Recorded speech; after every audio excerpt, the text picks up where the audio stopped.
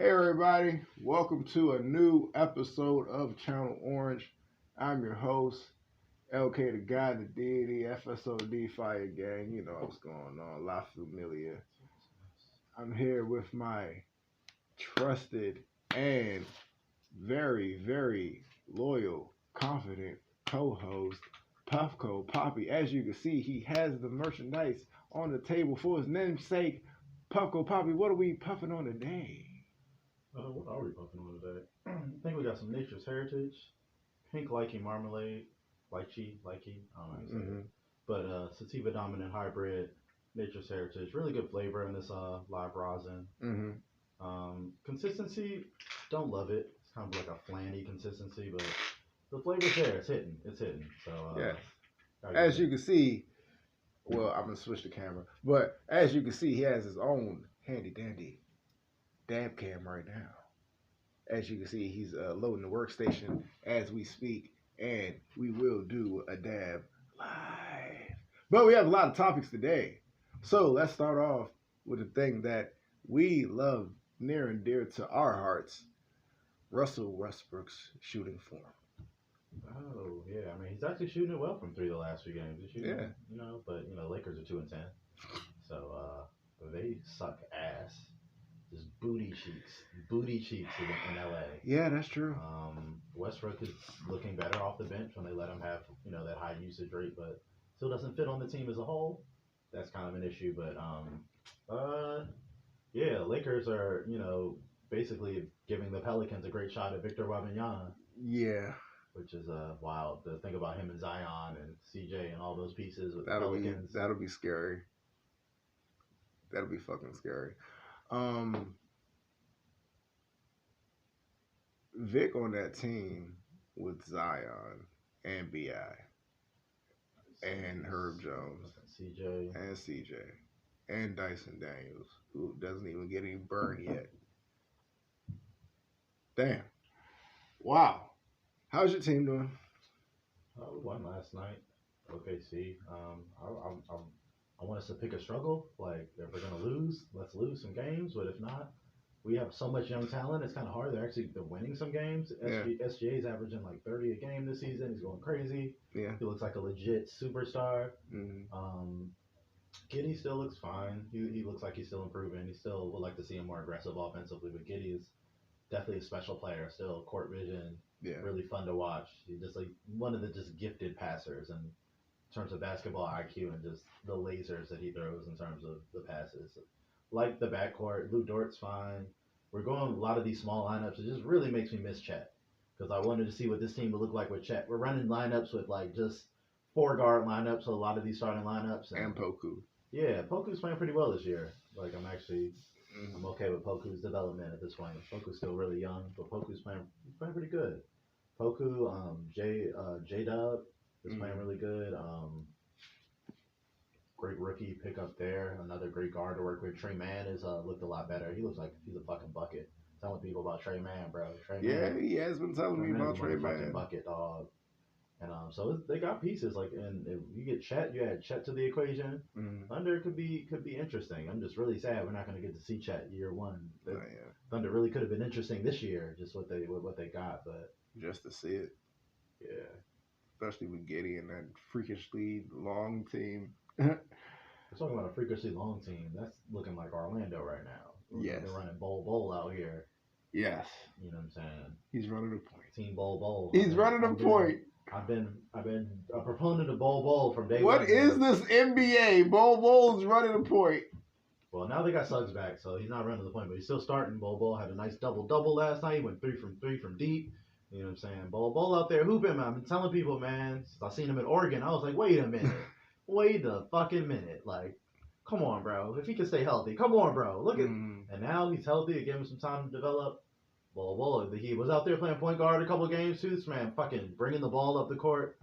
It's a new NBA, man. Like, fucking got a lineup with Franz Wagner. It's fucking Hooper, too. Paulo Banchero is a fucking good. I like beast. Franz. They got a bright future in Orlando. I like that rebuild a lot more than the Houston one. Who is the top 3 rookies for you right now? If they had to pick Roy right now, who would it be?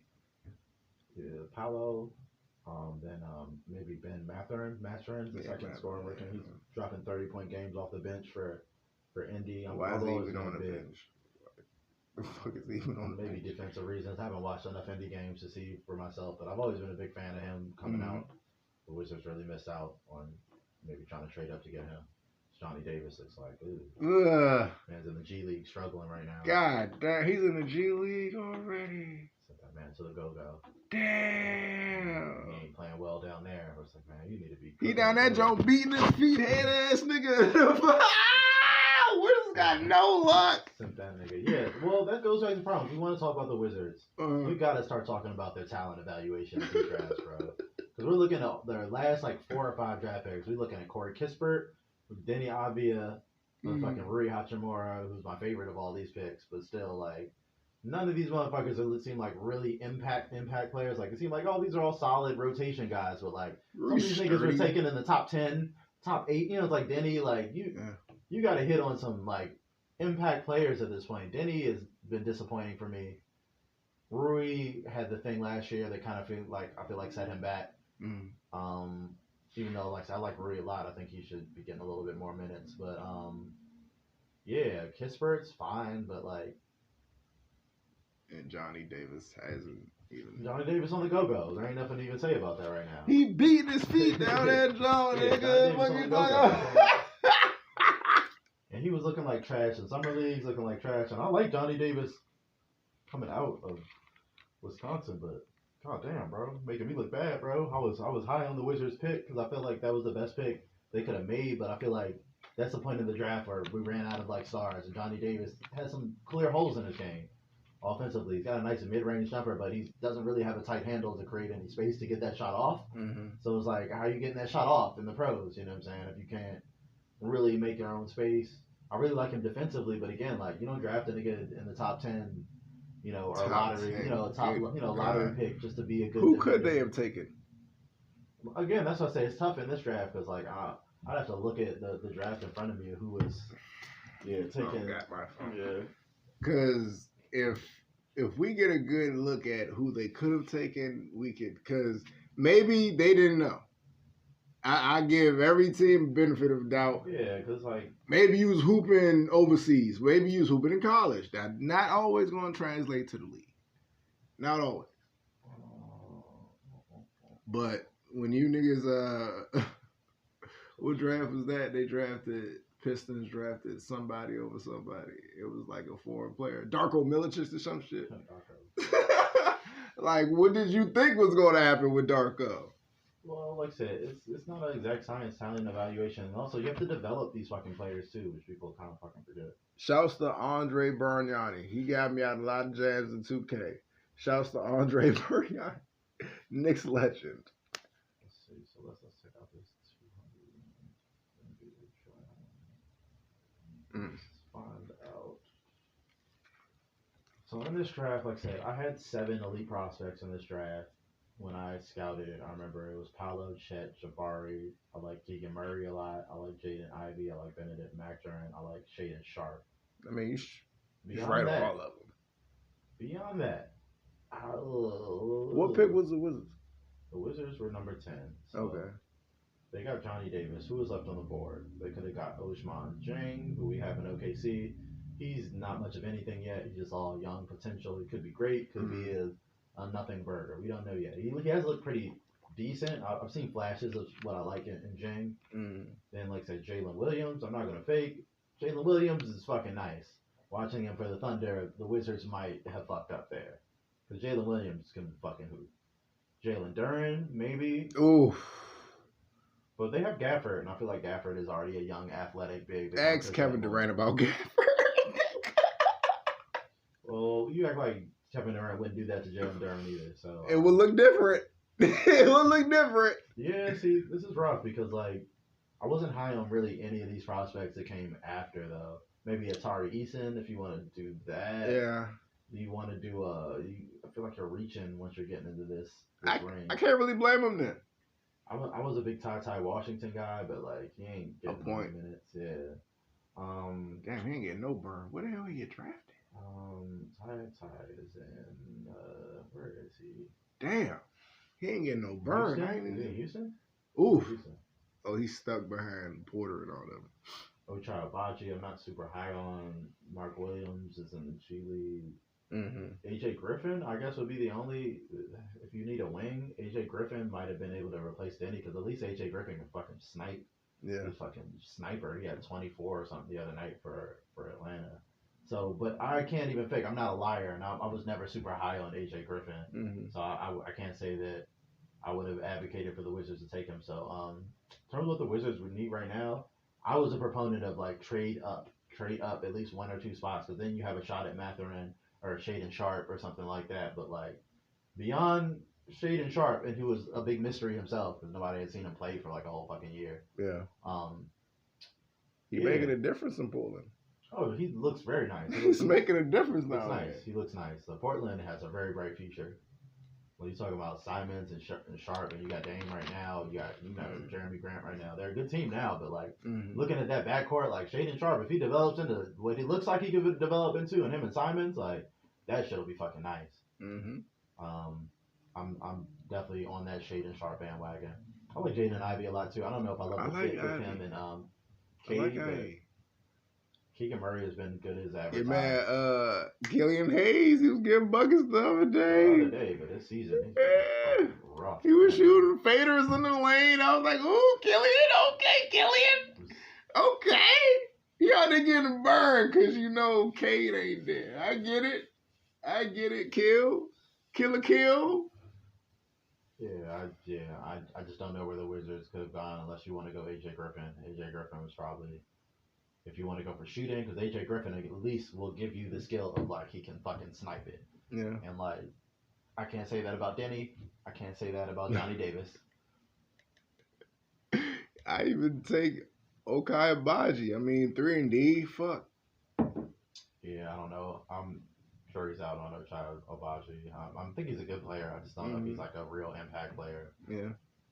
Definitely good. But I'm actually, if you're looking at the Wizards, I'm looking at J-Dub. Like, I'm not just because I'm a Thunder fan, just because I've been seeing J-Dub play. He started the other night.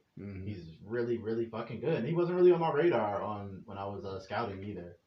But he's a really good passer, really good playmaker, really smart player, can get a bucket. Like, J-Dub's fucking nice, man. I see why they were so high on them. And, like, I trust Sam Presti at this one because I was not a Josh Giddey. Yeah, you gotta trust Sam. I was fucking a little upset when I heard Josh Giddey over Jonathan Kuminga and all these other people there on the board. I was like, what the fuck? But then I watched Josh Giddey play all year, and I realized like Josh Giddey is. I love Giddey, dog. Yeah, it's like he's become one of my favorite players to watch. He's a special talent. I love him. I love Giddey.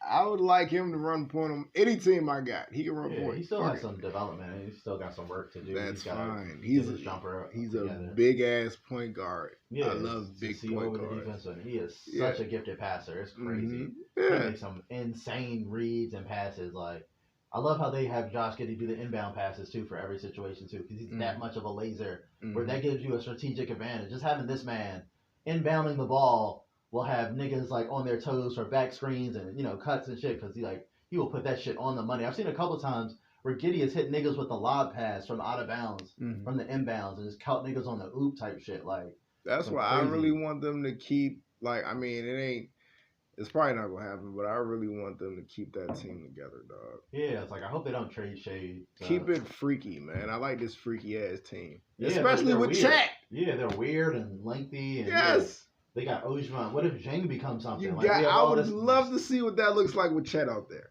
That's what I'm saying. Like, it would be real interesting with Chet, man. Just to see it. They'd be fucking 500 team. Anywhere to the level that, like, Paolo is right now. Yes. They jumped straight up to fucking Sacramento King status. Just off rip. And that's not even a high bar. I'm just saying, they would get some more wins instead of being the ass end of the NBA, like usual. On purpose. Kind of on purpose. Kind of not, but they do. Nah, I'm pretty sure. Yeah, no, I'm a big fan. Like, I think my favorite rebuilds right now are definitely going to be Orlando and OKC right now. The Shade, like, I know I'm a Thunder fan. I've been watching play more than other people, but I need people to understand how good this nigga is. Yeah, I think it's amazing. The last 2 years has been at an all-star level. And this year, this man's averaging like 36 You wouldn't know it. 5 or some shit. You wouldn't know it. Like, you remember when... Also a very good defender, too. You remember when Devin Booker first got in the league and he just scoring. Lost. 45 points. Lost. You wouldn't even know it. Yeah. Until your team get better. You just out there hooping. Like Darren Fox. Hooping. He's hooping right now, for sure. But losing. Like, it's crazy. Still not a great team, but they're better. I like Keegan Murray. Keegan Murray's a good player, man. The Kings are... At least they trying. I give the Kings respect for like going all in for Sabonis and like it might not work, but they going all in to try to compete. You know who fucked up? The motherfucking Timberwolves. Like, what are they doing? Niggas already was kind of scratched. So we're gonna have Cat play power forward? You playing power forward? Why does this? Maybe they're geniuses and that's something we don't. Nope. This doesn't work at all.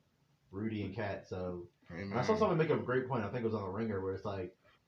The reason Cat is so good is because he's burning centers out there with the mismatch. But him playing power forward, you just made him a tall ass shooting nigga. Like he's not special anymore. Yeah. Like you've made it. You've taken the mismatch aspect away, and now he's on the perimeter against more perimeter oriented like stretch big. Like that takes away the advantage of him being the pick and pop center, 7 foot nightmare matchup where he can just blow by bigs or fucking take. Smaller players on the block, like. Well, I will offer him this. He has been getting fouled out a lot. Cause this nigga's always getting fouled out. He's getting fouled out all the time. Not a good defender. I don't like a 7 foot player who's not a rim protector. This nigga's a fucking liability. When Embiid come to town, he's fouling that nigga out immediately. Yeah, man.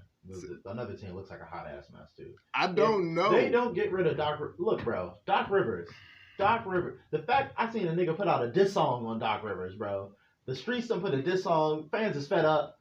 Motherfucking Doc Rivers has been coasting off that one goddamn Kevin Garnett ring his whole fucking career, bro. Doc Rivers is fucking terrible. Hey, listen, I've said all this before. He used to be my coach. I hate him. I don't like Doc Rivers. Doc Rivers. I do not like it. I don't like it. Sixers just look like a mess, man. They're going to look like that for a while, too. Until they realize that, I don't want to put it on one player, but this shit don't work. This shit don't work. Joel Embiid is not posting up. He's shooting threes. What the hell? I saw a goddamn, what team was it? I think it was the Nets. They was running small with Ben Simmons at the 5, and Simmons. And Embiid did not post up. He was out there shooting jumpers. Let's transition, man. I can't talk about these fucking Sixers. They suck. I hate this team. They're winning right now, at least. It's Harden not there. All right. Harden probably flew to Atlanta. There's a transition for you. Atlanta? Yes. What you think about the final season / final episode? All right, the final episode. It was. I liked the final episode. I like the inception of it all with Darius, and I like the fact that they were together. Like I told Jizzle before, the main core. Yeah. Like, if they just ended the whole series and they weren't together, I probably would have been upset. I like the poetic ending of being ambiguous, like Sopranos. I like the fact that they should have been fucking left the restaurant. I don't understand what made them stay there that long. Yeah, that shit was like, because Van wanted to go there first, and then she's like, let's dip. And then it was Ern who was like, maybe we should stay. Like, bro, just go. We can leave. We can leave. But that's another thing with the brilliance of the show of Atlanta, because the store owner was making a good ass point, though. He was spitting facts. He's like, that's a traditional way sushi is served. But if a nigga from Atlanta do it, it's some ghetto janky shit. But if any other sushi restaurant does this nigga said warm white Hennessy. Yeah. And it was funny as shit. He tried to serve the nigga, what was it, fried chicken skin salad. Yeah, I was just like, man, that's wild. It's an old Blockbuster video. I'm like, you can't even try that shit. That don't even sound good. And then the blowfish, I'm like, bro, don't eat that, bro. Yeah, that's just like, don't eat that, bro. Yeah. I was literally watching a YouTube video on Mojo.com of the 15 most deadliest animals in the world, and one of them was the blowfish. You know why? Because it's super fucking dangerous, and they poisonous as fuck, and you gotta have a very, very, you gotta have a fucking license to cook this shit and serve it to people. I'm like, bro, don't eat that shit, bro. Not out of a Blockbuster. No, don't eat that shit, bro. Not out of an abandoned Blockbuster. Don't eat that shit. I'm like, nah, that's it. You can't even though he was spitting facts though. With the sushi owner nigga spitting facts. Okay, you can't Farrakhan that shit. Yeah, but that don't mean I'm gonna eat the sushi. No. You can make me feel bad, but I'm still gonna go to Popeyes. I'm on the way to Popeyes. It's like young niggas going to Popeyes, aren't you? It's across the street. It probably smells. Listen, I work in a shopping center that has a Popeyes. And you can smell it. You can smell the Popeyes. Popeyes smell delicious. You probably smell Popeyes in that piece of shit Blockbuster restaurant. But yeah, man, Atlanta's over, man. I'm kind of sad, but I'm kind of happy that they wrapped it up and they didn't drag it out.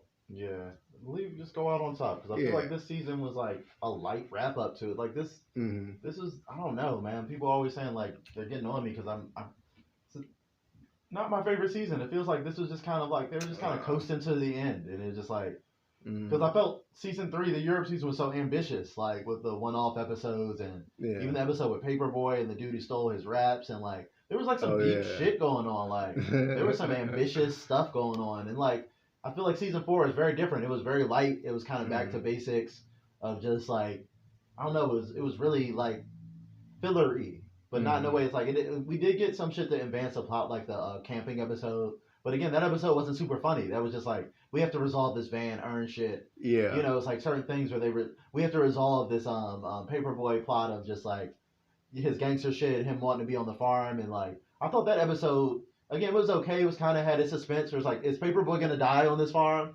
You know, like that's the one thing I can say is the knock on Atlanta is the journey from nigga trying to, it changes a lot. Yeah, from just being about the hip hop. Yeah, like, and we never got a lot of that. I liken this show to LeBron's show, Survivor's Remorse. I used to watch it all the time. It's about a basketball player who plays in Atlanta, but they never show him playing basketball. It's only like after the game or before the game or life off the court and shit. I'm like, we never see this nigga hoop, but he's supposed to be so dope.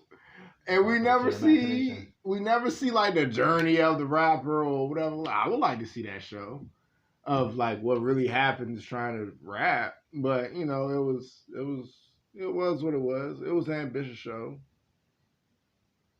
Damn, we gotta grade it now. What, Atlanta? Yeah. The season or the show? The show.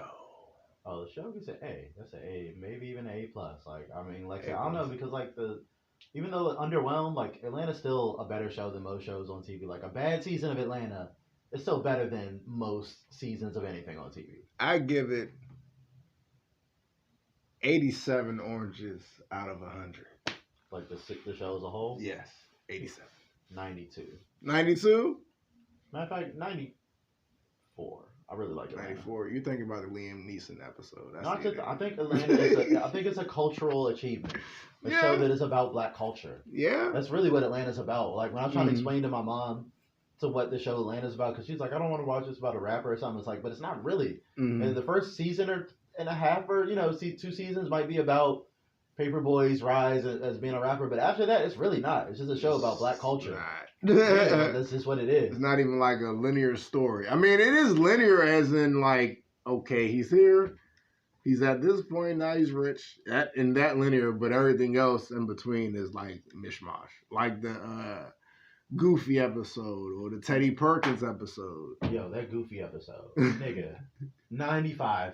You just remember that Goofy episode. Okay. I had real tears in my eyes when that man said, I probably drew a pair of gloves dapping at least 1,000 times. Fucking white. Hey Mo. That motherfucking Goofy. I don't know if you might have lost your camera there too. Oh yeah, clocked out. Okay. That motherfucking Goofy episode had me in tears. Stitching. That shit was genius.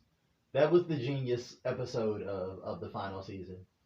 the fake document. And I love when Atlanta is not afraid to get weird. Like to not even have our cast in the episode and just do some random shit like that. To do a whole fake documentary. They got Brian McKnight and all these fucking people in there. Like, bro, yeah. They were all playing it so straight and serious. So it made it so funny. That's what the problem was. I was watching it. I was like, okay, because I definitely looked it up. I definitely researched so good. it. You had to look it up. I looked it up. You're just like, did this happen? What the fuck? Who is this nigga? Yeah. Did this really? And I looked up. I went so deep. I looked up the people that was getting interviewed. I'm like, is this a real person? Oh, this is a real person. Oh shit. Maybe all this shit really did happen.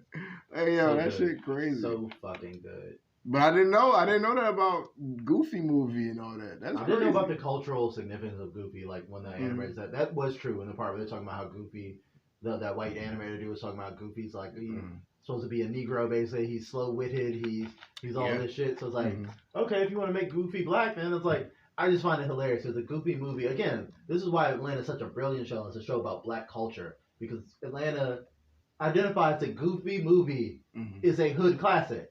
Like that's a black movie. It is. Even though it's like one of them unsaid things. It's like. The Goofy movie is one of the blackest shit too. It's Tevin Campbell in the movie. Yeah. Like that shit is black as fuck. Powerline, yeah. It's about a single dad. It's about all this. So when they're talking about what the movie was supposed to be about, when they're going into it, like the real ending was they were supposed to go into the thrift store and find Huey Newton's wicker throne, and then they're supposed to do, or it's just like Goofy was supposed to get shot by the police before the end of the movie. It's like, bruh, niggas trying to make the blackest movie of all time.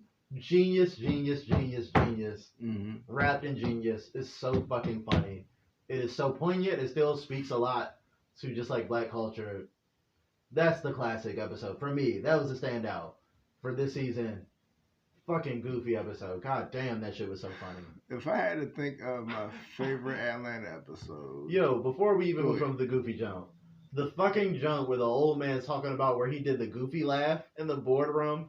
Bro, tears. Just real tears. He's like, it was chilling. I almost cried. My man said, yuck, yuck. Yo. Bro, I was not even. And he played it so serious. That's the thing. I couldn't even laugh. I'm like, bro, are they joking or did this really happen? I was like, oh my god. I'm like, did all this shit really happen, dog? Then they talking about they never found his body, but they found the gloves. Oh, like Atlanta, 95 out of 100 oranges, if that's our rating system for the series. 95 out of 100. 85 for the season. My favorite episode is definitely the Teddy Perkins episode. Yeah, it's a classic. That's a classic. That shit was insane. And hilarious. Yeah, Teddy Perkins, that's classic. Classic episode. Atlanta's a great show. I'm definitely going to miss it, but I feel like it seems like they're running out of steam for this story. You know what I'm saying? We didn't get a lot. Like I said, it seems like they were done with the Paperboy shit. Where it's like, he's rich, he's kind of at peace, he is who he is. I like the last episode we did get with Paperboy because it does show like a character study into him. Like he went through all that, broke his foot, and still wouldn't ask for help. Yeah. And Sam was just like, I'm good, bro. Like, bro, like you almost died. Like, what the fuck, bro? I like that he's getting teased about it in the next episode, showing some like continuity where it's like, yeah, you broke your foot, nigga. Bro, like, it's funny because as soon as they was like on the YouTube video he was watching, he was like, these Jones will tip over. Yeah, or like don't trust them. I've lost a couple uncles to him or some shit. I was like, oh, this Jones gonna tip over on his ass one time. I knew it. Yeah, I really thought he was gonna like. There were some times again, Atlanta. This nigga might die. Yeah, I thought a couple times episodes like, is he gonna die out here? Because we getting to the end of the series. Like, is episode 10 about going to be the repercussions of Paperboy dying on this farm? Because this is a penultimate episode of the whole series. And, like, it's all about Al, and it's about him trying to find peace from that gangster life. And, like, it was kind of beautiful. Like, the fact that he found so much fulfillment in just fixing that little tractor and just riding around on it, just on some dumb shit where he's just like, I'm out here, nigga. Like, we out here. Just, like, he just wants to be away from all that gangster shit that has surrounded him. Like, you say, like, Paperboy's an interesting character. Like, you know, obviously, Brian Tyree Henry is a phenomenal actor. Yeah. Yeah, man. For sure. Oh, store's full. Oh, that's what it is. That's why your shit's shutting off. That was bad. Need more stores. Fuck it. We can run off this bitch, yeah. Yeah. Tilt that one. Got it.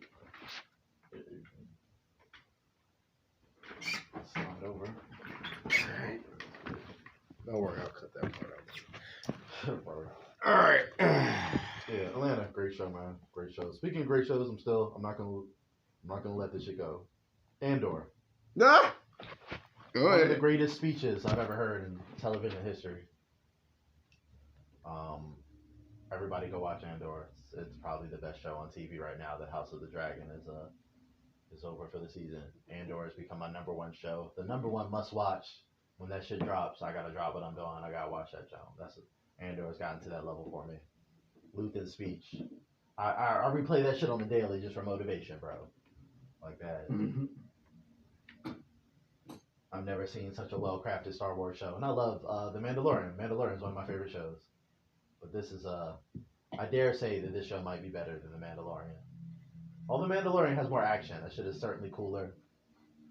You're going to get more of the cool shit. But this show, the dialogue, the writing, the pacing, they're taking their time doing these 3-episode arcs where we get 2 episodes of setup. So every 3rd episode, that shit is just lit as fuck. Because then you're so invested in these plot lines, you're invested in the characters that they set up. Mm-hmm. You're invested in I think the first episode was the first arc was the Ferrex arc, just introducing the Cassian and his escape from his home planet. And then the second arc we get the heist that builds up, and you get to know the other players in the heist. You get to a couple of the complaint of the show is what made the show good. Where it's like this show is really slow, but it's setting up everything meticulously. So when you do get the payoff, that payoff is satisfying as fuck every time. Because they really do a great job of investing you in the characters, the setup. And then 2, the actual rebellion that we've never seen. The ugly side of the rebellion in Star Wars. Not space wizards and Skywalkers and all this clear good guys and bad guys. Like, shit is dark and ambiguous. It's good guys having to do bad guy shit. Mm-hmm. It's, that's the dirty part of the rebellion, of the people who won't be celebrated, the people who aren't going to be remembered, the niggas who run around while the Ewoks are out there jiving and fucking Harlem shaking and shit. You know what I'm saying? Like, no one fucking celebration, fucking Ewoks in that jump, just fucking Millie rocking and celebrations. Like, the niggas who are dead long before then, you know what I'm saying? Like, who did the dirty part of the rebellion. It's like, I had to kill some stormtroopers. I don't have Jedi powers. I'm not a space wizard. I had to get my gat and fucking smoke a couple fools for the rebellion type shit. Is the show finished already? I think we have 2 more episodes this season. Mm-hmm. So I think they say they're going to be 2 seasons of 12 episodes. We just did episode 10. Best episode so far. By far. Andy Serkis. He's in it? Yeah, he plays a character in the prison arc that we just had. We get one of the best prison breaks I've ever seen. I was so fucking invested in this prison break. I can't even tell you how riveting it is, because when you set it up for 2 whole episodes, like I'm so into like, yo, Andy Serkis and Andor got to get the fuck out this prison, bro. Andy Serkis makes, and matter of fact, even though there's one of the greatest speeches in TV history that was made that episode, Andy Serkis also has a really fucking dope speech in the prison as well. I'm not trying to spoil people because I want you guys to go watch it, but like Andy Serkis, fucking phenomenal. He fucking kills it 10 times over as Kino Loy. Shout out to Kino Loy, one of the best characters in Star Wars now. He's cemented. I don't know if it's great. It's great. And some shit like the episode, but yeah. And it shows you, like, again, why people would hate the Empire. Basically, I'm gonna spoil, like, this is a slight spoiler, so if you don't want the spoiler, but like, the Empire is basically using prison labor indefinitely. So when the prisoners finish out their sentences, instead of being released, they will just send you to a different prison, and you'll just be like, damn, you're never getting out. You're gonna be in this prison labor system forever until you die for the Empire. So that's why it's like, once the prisoners figure that out, the prison break becomes epic, because then it's just like, so we're already dead basically, because we stay here. We thought we was getting out. If we get our sentences, like, I'll just serve out my 1,000 days or something, couple years, or year. Like, once they figure out, like, I do that and they're just gonna send me to a different prison, bro. The fuck? Damn. That ups the stakes, where niggas are like, look, whole lot of us are gonna die, but we're gonna get out here one way or another type shit. All I'm gonna say is one way out. One way out. Y'all know what that means, man. Y'all know what it means. Alright. Pokemon leaks. We have a week out, baby. So first of all, shout out to Ash Ketchum for winning his first world championship. He finally did it, baby!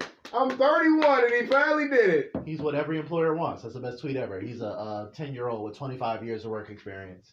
That's what every fucking employer wants. He's a vampire. That's what the fuck he is. He's a fucking vampire. But he did it because he actually picked a good competitive team too. I don't know if you've seen Ash's team, but he's got a Gengar, a Dragonite, a Lucario, a Dracovic. Like he actually picked non-garbage Pokemon. So good for you, Ash. That's why you won. Stop using half evolved Pokemon and fucking stupid ass. Shouts to Gengar, baby.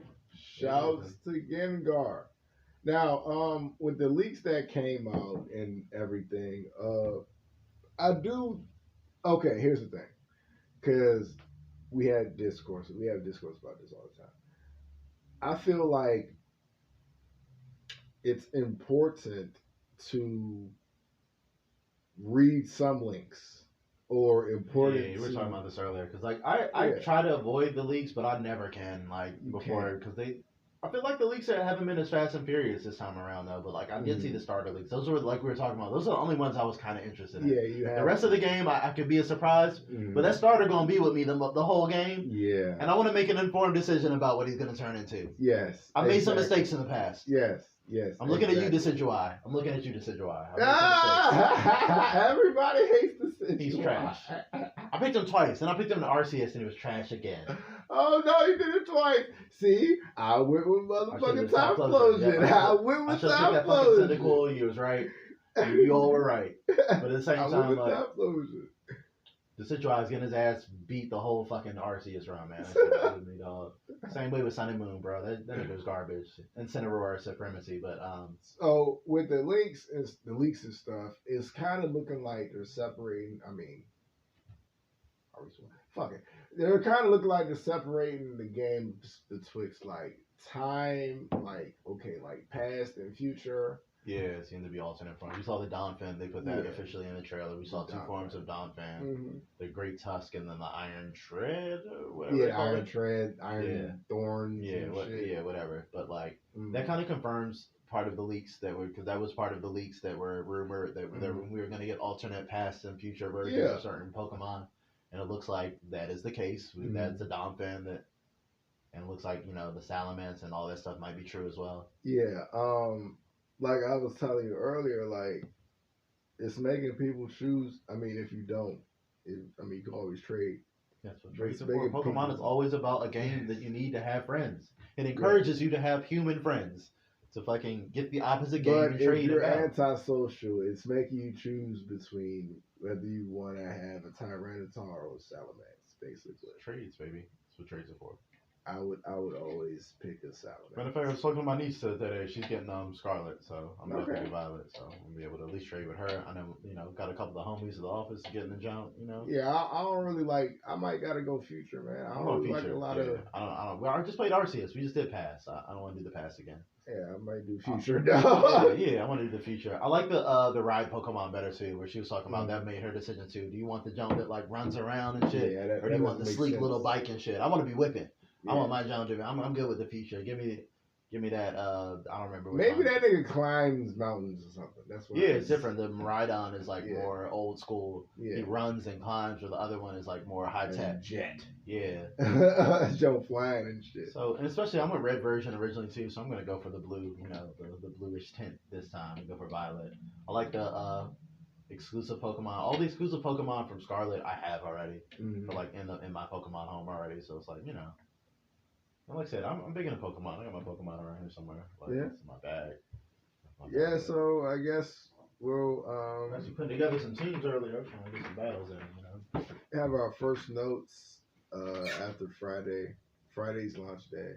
Yeah. So I will definitely get it launch day. I just made enough money to get that now. Hey, c'est la vie. That's alright, man. But yeah, I'm really excited. Pokemon means the world to me. It's probably one of my favorite franchises. It's one of the things that like has connected to the generation. Like my kid loves Pokemon. It's like I loved Pokemon when I was her. Well, not her age. Pokemon didn't exist when I was 7, but close to her age. Like in the next couple of years, she'll be me, and she's got a head start. Yeah. So it's exciting. Something we can do together. We can enjoy together. We watch the Pokemon anime together all the time. We do stuff like that. So something like I can enjoy as a parent, but I still enjoy it. As you've seen, I'm into ruthless competitive double battles. Like that's kind of my thing. Like I really like competitive battling. It's fun to me. I think it's challenging. I think it is, but it's simple too. It's like it's simple, but also it's complex. You get into double battles at a high level, like world championship level. Things get it gets it's math. You're into damage calculations and things like that. But Pokemon's my shit, and I'm very excited. It's always very exciting to explore a new generation, a new region, a new metagame. This is way more cooperative, which I love about Pokemon. We have 4-player co-op now. Yeah. Niggas can explore the world together with your friends, and like that's fucking amazing. It's got more Arceus kind of mechanics, even though it's not like Arceus, but like again having the Pokemon be able to roam with you and stuff. Very cool. Really making dreams come true, man. I'm huge into it. I'm very excited to build my new team. I've got a couple Pokemon I got my eye on already. Yeah. A few more. I just want to be surprised and run across in the game and build my team. I wonder who my final 6 will be as I get to the Elite Four or whatever version of that is in the game. I'm just excited. I'm definitely picking Sprigatito as my starter though. Team Sprigatito, Supremacy. I'm trying to even name him Turp Kitty. Maybe like a Dab Cat. No, this nigga didn't say Dab Cat. Coco Kitty. I gotta get a good nickname. So like when you see Sprigatito, I'm gonna have some drip. Nigga said Dab Cat. Chirpy. I was gonna call him Chirpy. I guess I gotta name my daddy crocodile or something. I don't know. Foy Coco. Foy Coco. I don't like the name. Maybe he's like you're going Foy Coco. Day of the Dead Mexican style Pokemon. Yeah, it looks. Yeah, he got Mexican, real Mexican. It looks like from that leak from the middle stage. I like the design. As someone with a shiny Ludicolo, I cannot. Most Mexican. You already have inclusion on your team. All right, main event: Black Panther 2, Wakanda Forever. All right, here's how we can do this. Let's do non-spoiler first. You want to do non-spoiler first? I don't know. Are we just on full spoilers, or are we just saying fuck it? I say we go full throttle. All right. I mean, people seen it. They got a chance to see it. Yeah, they have a chance to see it. By the time we'll put the spoiler warning. I'll put spoiler warning in it. Yeah. But spoiler warning. Let's start. Let's start with Shuri. I thought they did a good job of adapting her comic art. Mm-hmm. Like Shuri, I think Shuri did a good job throughout the movie, carrying the movie. Mm-hmm. She did a lot of heavy lifting, along with Angela Bassett, Queen Ramonda. Yeah, Ramonda really was. She needed an Oscar for that. Yeah, she did heavy lifting, but she also told him, "Yo, get me up out of here. Get me about this franchise." She did her job. I did not like the inclusion of Riri Williams. Like, I don't think it was necessary. I thought the suit looked good and she was fine for her role in the movie, but like, it felt really unnecessary. I was like, why are we doing Riri Williams in this? She's got her own show. We could have just done her origin in her own show. Why are we doing this in the Black Panther movie? Basically juicing this runtime to something that's like, I'm getting tired, nigga. This movie long as shit. But in terms of the most important aspects of it, how they handle the grief, I think they did a great job of dealing with an unenviable task of like making a sequel to the movie. Not only did the main actor, the lead of your movie die in between the movies, but you're not recasting, and no one knew about his sickness. Like, you didn't expect him to die. Right. You wrote a script with him in it, expecting him to be in it. Mm-hmm. And you were just like, yeah, Black Panther 2, baby, it's done. And then you hear not only the tragedy and the devastation of, like, your friend is dead, but also the script you wrote is you're going to have to toss that out, player. And, they did what they had to do with what they had. I mean, they still made a good product.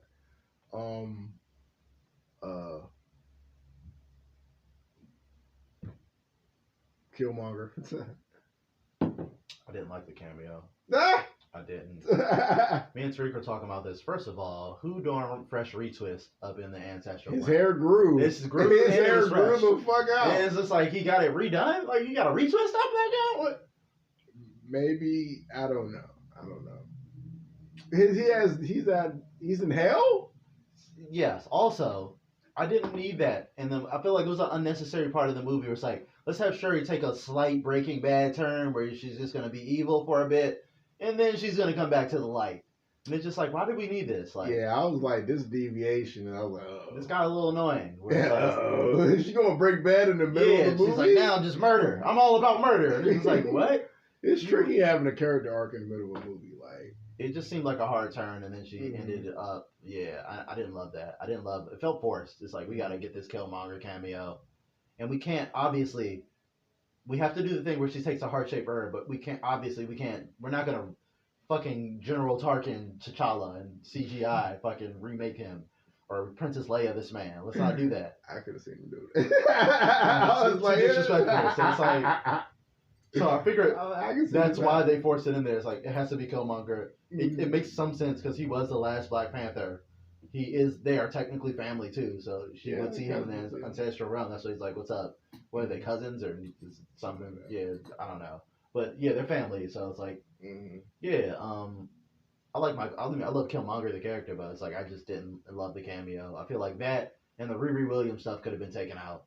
I was like, you could have just made it a regular ass scientist or somebody different. It didn't need to be Riri.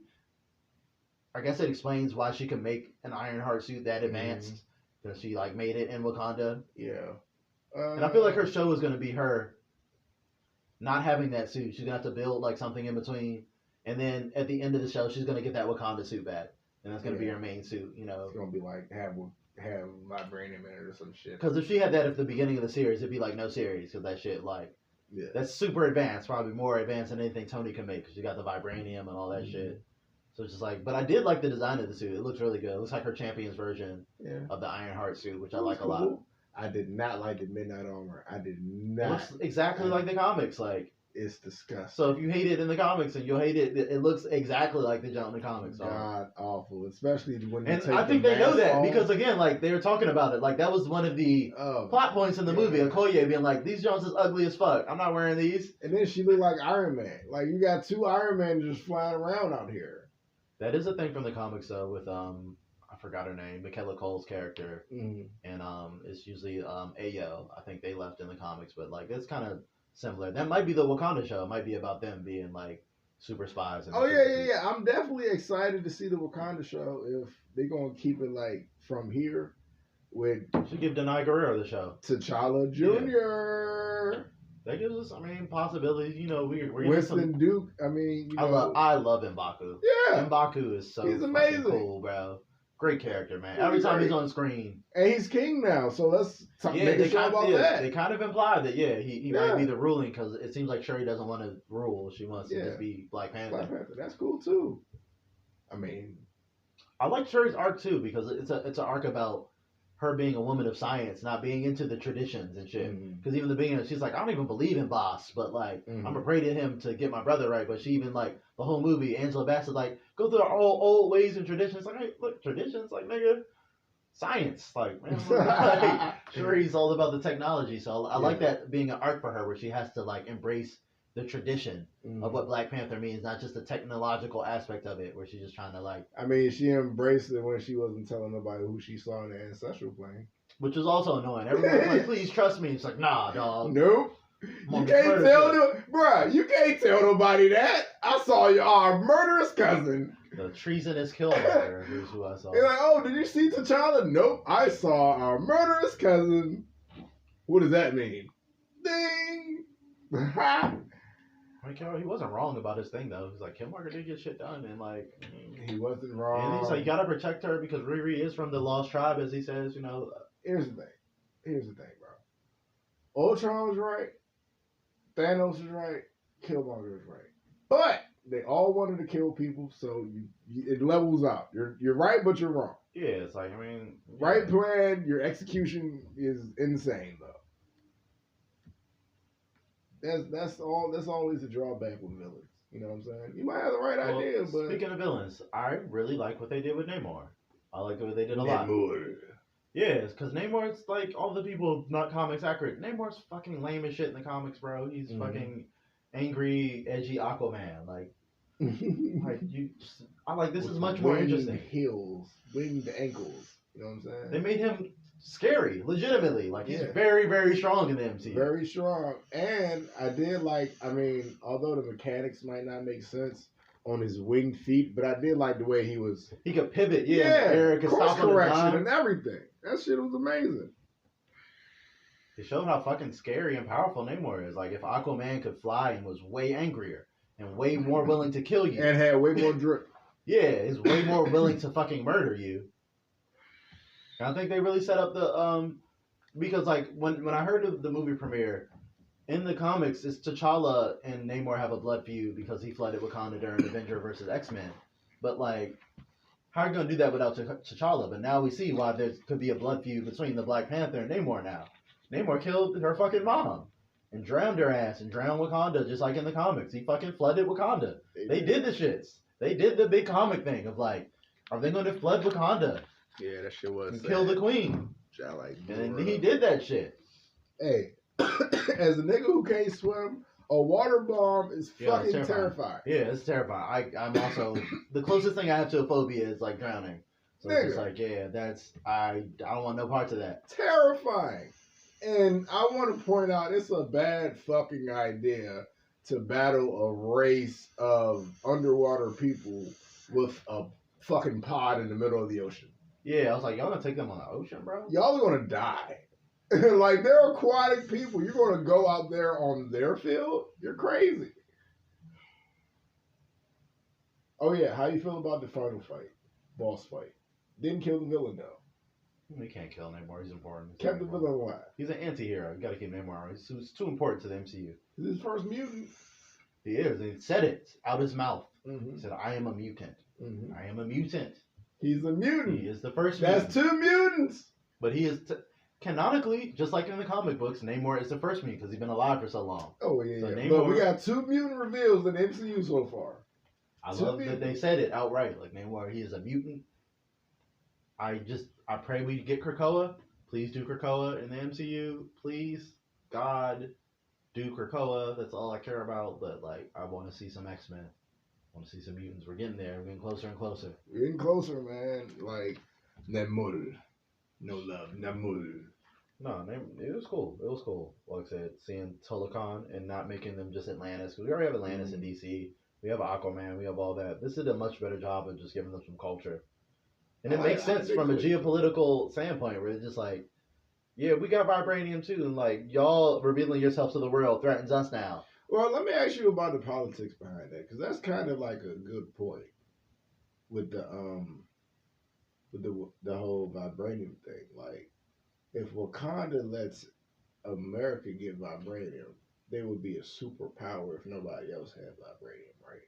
Yeah, and that's why I love the political. This is my favorite part of the movie is the beginning where Queen Ramonda's making that speech at the UN, and she's just like, they're just like, you said you would share your resources, but you're not sharing vibranium. It's like, you think we can trust y'all niggas with vibranium? What would America do with vibranium? Like, nigga, you'd immediately make a new nuclear bomb or some shit. And like, it's just, nah, dog. So it's like, it's not because we're going back on our deal. It's like, we don't trust you with vibranium because like, guess what? You guys attacked our compound about an hour ago. Here are your fucking soldiers. Yeah. That we spared. Or we could have fucking marked all these niggas. Here, France. Yep. It's like, yeah, y'all niggas came and tried to hit us up. Why did it have to be France? The French colonizers, man. The fucking French, bro. Fucking colonizers, man. That's the message. So I fuck with this movie, man, because this movie still politically it's saying some big things. It's showing some like powerful Afrofuturism. You know what I'm saying? Like, so how do you feel about the treaty that they had to sign betwixt Wakanda and Talokan? Because they both have vibranium for some reason. Yeah, what is the treaty? What the agreement they made at the end of the movie? It's just like, we'll have your back if you once the humans turn on us, basically. Yeah, he was like, look, we'll keep it secret, basically. Because they still don't want nobody to know they have Yeah, no one knows about Talokan, right? Yeah, like, Shuri's going to keep the secret. And, like, Shuri just made the right decision. She's like, she made the reasonable decision at the end, where it's just like, M'Baku laid it out perfectly. I love M'Baku, where he's just like, we could kill him, but, like, he's a god. Yeah, like, he's not just a leader. They revere him as a deity. Will beef with it's a forever. Yeah, it's going to cause a forever war. Yeah. Like, if you want us to be at war with another very powerful, vibranium-rich, super strong fish people forever, Sure. No. Or we could just cut a deal with this nigga. Yeah. And be done with it. Like, especially once they dry that man out. Great plan, too. Like, again, like them using their brain to figure out, like, he's only Superman / Thor when he's around water. Every time he does some dope shit, he jumps back in the water. Maybe he needs the water. Like, let's dry him out and see how weak he is. Like, again, I like Shuri because she is the inventor. She's the science person to use science more so than Black Panther heart-shaped bird powers to beat. Those powers come with hands, by the way. No, I like the scene on the side of the boat too, where she's like fighting and swinging like dope shit. Dope shit, yeah. Yeah, and like I'm cool, and like Lupita great in the movie as well. Love that. Do you think it's kind of? I don't want to be that guy, but do you think it was kind of ass pully how she kind of like ran up on them and stole everybody back? That's her skill set. They established that though, like that she's the best spy in Wakanda. The best spy. She ran up in that joint with a shotgun. Yeah, it's like, and they fucking, and again, it's a misunderstanding. They kill. It's like this is how wars get started. And Namor is like, once you kill that person, he's like, all right, let's go do some shit. Like Namor. But that's the thing about even tying in like House the Dragon, like you shouldn't play like that because random accidents is going to happen to make us go to war. We don't even want to go to war for real. Like that random casualty, like, oh, you killed one of my people, now I'm going to kill your queen, and then now somebody's going to be mad about that and try to kill Namor. Like, well, I feel like Namor was unreasonable too, because even it's just like, you don't have to kill the scientist. Like, if the scientist agrees to not make that device again, and you can make sure, like, well. I also thought that was kind of a plot hole. Like, Riri's so smart, but she doesn't understand that her making these things is her professors are clearly giving it to the U.S. government. Like, it's like Riri, you're supposed to be smart. I don't know. Riri Williams it's a problem. It's a complicated issue because Riri wasn't introduced well in the comics, so she's not a beloved comic character.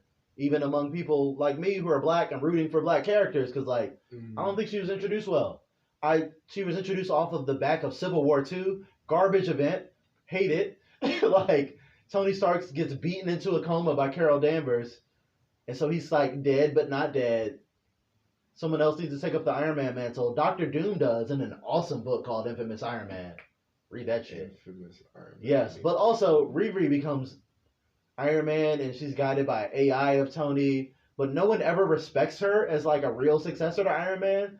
So it's like they should have just made her Iron Heart from the start. There's a new Iron Man. It's a black, and no one bought it because like you're gonna bring Tony Stark back in like 2 months, bro.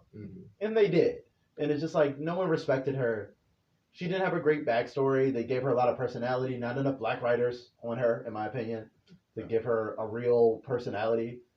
Hey, is Asgard her hood? God damn, that's bad. That's why, like, it's almost be like, don't give these characters to white writers, bro. And I'm not even trying to be racist about it, but like, shit like that makes you second guess everything. Riri is not a great character, I don't think, in the comics. I like her more in the Champions book. I think she has potential. I don't, obviously I don't have the same complaints that some of the racist people do. Like, she's a Mary Sue. Like, I'm not against an intelligent young black woman who's, genius level intellect, who's a fan of Tony Stark, who could build her own Iron Man. I think that shit is cool. I also thought it was funny, like the line where the nigga's like, oh shit, she got an Iron Man armor.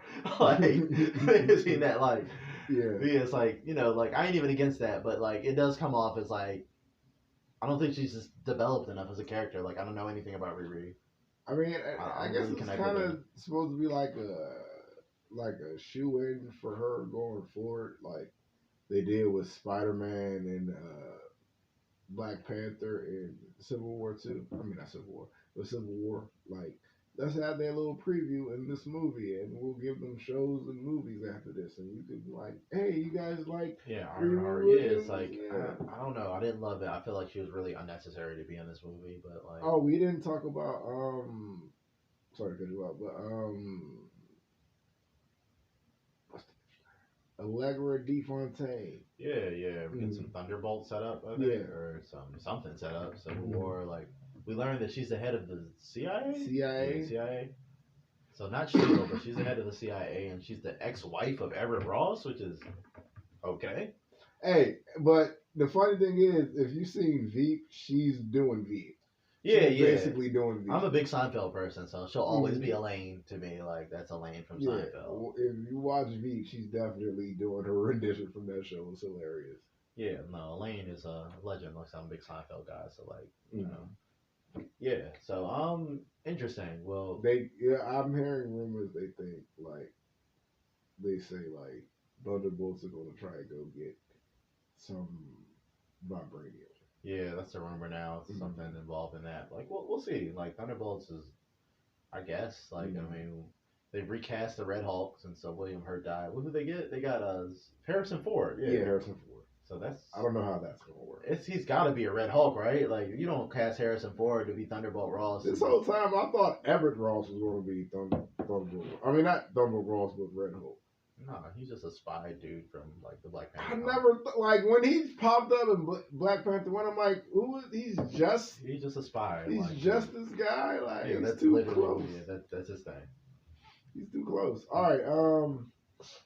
What do you expect from JR going forward? From what? JR Junior, T'Challa Junior. I don't know. I think it's just really more of a tribute. Like, honestly, it's like, I think it does give them flexibility to continue Black Panther mantle in the future should they choose. We're obviously getting into some time travel fuckery. Kang is the next big villain. We got a Kang Dynasty movie. Obviously going to be some time travel shit. So we might be able to, flash forward or move forward in time and get like a T'Challa Jr. being the new T'Challa. Walk through a portal grown. Hey, everybody. Yeah, like something like that. And then we get another Black Panther, and then it gives us a way to recast in a respectful way that honors his legacy. Like, this is his son, but, shit like that. I think that was the main reason, honestly. From a corporate standpoint, I think that's what it was, to introduce, like, a possible... or even if you wait a decade before you recast, maybe Shuri gets a movie or two, and then, you do some shit like that, and then you want to... Black Panther marry Storm. Yeah, and then he'll be young. Maybe by the time that kid's, like, 17 or something, you recast, or 16, and then he could be a young Black Panther and be T'Challa, and you can, you start over. That's your way to recast respectfully down the line, but keep the movie franchise going. Give Shuri a movie or two. Yeah, give her a trilogy, and then after that, you can just recast. Or maybe they want to get her out of there fast. Like, maybe they Kang Dynasty some shit and get, yeah, anything's possible with Kang the Conqueror. We're into time travel fuckery. Yeah, so the next Marvel movie, Quantumania. Yeah, we'll see more about Kang. So we gotta rate it. Black Panther: Wakanda Forever. I will give it.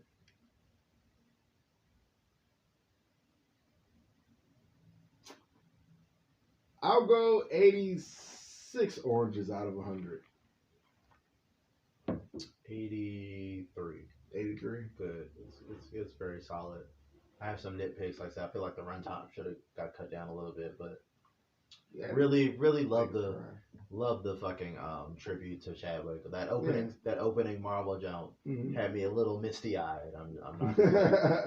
Just the silence, how they respectfully that when the fucking casket goes upright and they're all fucking and just like you feel it. It's just something about it. And there's the silence, like the moment of silence over the Marvel title card, and just showing all the greatest moments of Chadwick in the MCU, and just like, even though he seems like he wasn't there that long, it's like he did have some fucking moments, like he really impacted people so much. Like, and I'm really not a person who really gives a shit about celebrity deaths or like, cause I don't know these niggas and like I don't feel usually connected, but like I felt that. I felt just how much he impacted. Like, Black Panther is such a special movie because it's such a cultural phenomenon movie. Like, I really felt that. Like, it's just like everyone felt extra connected to this guy. Especially when we all found out what he was going through. Yeah, the circumstances and shit. Dealing with all these movies and appearances and stuff, and actually doing Make-A-Wish stuff. He did a lot of Make-A-Wish stuff. I saw an interview with Ryan Coogler today where he was like, man, when Chadwick was filming the Warriors Fall scene, like for the first movie, when he was fighting M'Baku on the waterfall or whatever, he was always like fucking really tired, and it took him a long time to warm up, and like I was always like, man, it's odd, man, he's in good shape, but this man's always like gassed, and like he didn't understand, like, and it all made sense later. It's like, this man just he didn't tell nobody, bro. He was just in that jump fighting through it, just with fucking cancer, doing some movie star like fucking crazy shit, and it's just like, bro, he really did all that and didn't tell nobody, bro. It's fucked up, dog. And he also said like he would have these waves of sadness, and it's like maybe he just has depression, you know, like, but he's dying, knowing your mortality. Like, I got a clock on me, like I'm doing this, but like this is it for me. This might be my last. Like, that's fucking dog. He's wrestling with his own mortality, and no one knows that. They're just like, oh, he's in an off mood today. Yeah, you know, like, man, he seems like he's really down, but like what he was going through is crazy. So I like how respectfully they did that. Like, the movie is about grief. It was like, well, like my aunt was saying, we were on the phone, was like, seems like I heard a lot of people complain that the whole movie is about dealing with his death. That's the whole point of the movie. Like, that is the movie. That's the plot of the movie. It's a movie about grief and about dealing with death of someone you love. Two people in this movie, spoiler alert, like we talked about the Queen. Yeah. So it's like we get back-to-back funerals in this bitch, and it's a movie about processing your grief. That was a rough scene when she had to wear the funeral garb all over. Again, the one she didn't throw out because she couldn't, like. That shit was crazy, dog. That's what it's like. It's a movie about black grief, about not, and again, maybe I'm even working through this review. I have to go back on what I said before about the Killmonger scene, because it does make sense. Like, it does make sense. It's one thing when my brother died, but like my mom was murdered by this fish man. He gotta die. Like, if that man drowned my mother, then it's just like, I don't give a fuck what you talking about in Baku. Like, this nigga's gonna fucking die. He gonna die. He gonna die. He gonna die. He gotta die. So it's just like Killmonger being there, giving the speech that he gave. I'm gonna even forgive the cameo, you know, because it kind of does thematically make sense. She's in a rage when she's taking that power, like they said, like he said in the jump, like, she wasn't taking it for some noble reason. She's taking it to get the power to kill that fish man. Yeah. Like, and he's hip. It's like, you did the shit for the same reason I did that shit.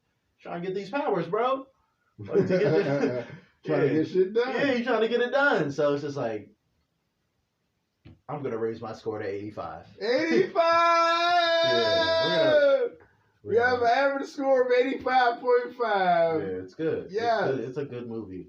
It's ambitious. It's better than what most of the Marvel. Look at the shit we got from Marvel lately.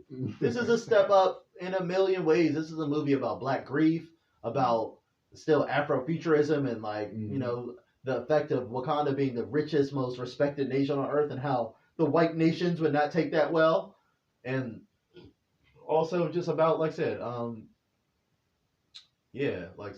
an exploration of black grief, black overcoming that, about uniting societies, you know, we got a lot of Mesoamerican shit. Yeah. Love what they did with Namor, giving him some seasoning salt on his character, and just giving him, you know, like, I don't know, like, that dude is like his first major acting role. That dude's awesome. The dude who played Namor, I heard he's from Narcos or some shit. Yeah, or maybe his first major movie role or something like that. But like, dude fucking killed it. Like, yeah, he did a great job. Yeah, I liked it. I mean, yeah. I really like the movie. Like you said, it's the best thing for Marvel in a while, man. Like, low bar to climb, but it's still the best low bar. Yeah, it's like low bar, but like at 85, like, it's a good film. Like, Ryan Coogler he's a good director. Yeah, man's a good director. All right, so I guess that's everything. That's everything, folks. Thank you for joining us on a new episode of Channel Orange. I was your host, LK the Guy, the Mogul.